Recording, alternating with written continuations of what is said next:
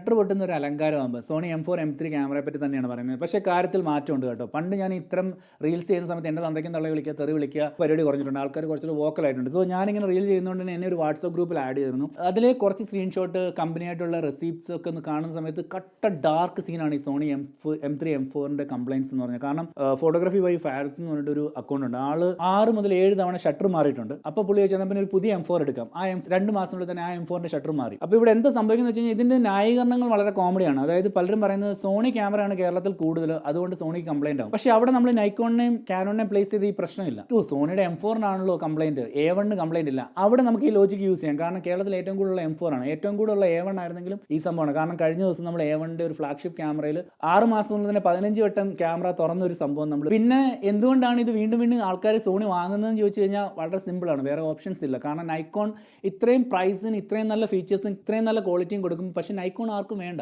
എക്സ്പോസിങ്ങിന് Sony വേണം. ഇതിലാണ് ഇപ്പോഴും ആൾക്കാർ വർക്കിന് വിളിക്കുന്നത്. സോ അതൊരു കാരണം. രണ്ടാമത്തെ കാരണം സോണിയെ സംബന്ധിച്ചോളം ഈ നമ്പേഴ്സ് ഭയങ്കര മാറ്ററാണ്. എത്ര മോശം ക്യാമറ ഷട്ടർ പൊട്ടിയാലും സോണിയുടെ ക്യാമറകൾ വിൽക്കുന്നുണ്ട്. Canon third party lens support ഇല്ല, വേറൊരു ഓപ്ഷനിലേക്ക് ആൾക്കാർ പോകുന്നില്ല. പിന്നെ ഒരു കാര്യം പറഞ്ഞു, ഷട്ടർ പൊട്ടുന്നതിന് വേറൊരു സൊല്യൂഷൻ ഉണ്ട്. എന്താണെന്ന് വെച്ച് കഴിഞ്ഞാൽ ഈ ക്യാമറയിൽ പടം എടുക്കാതിരിക്കുക. അതിനോട് അങ്ങനെ ആൾക്കാർ പറഞ്ഞു ഒരുപാട് നേരം ഷട്ടറിൽ ഞെക്കി പിടിക്കുന്നുണ്ട് ഷട്ടർ പൊട്ടുന്നത്.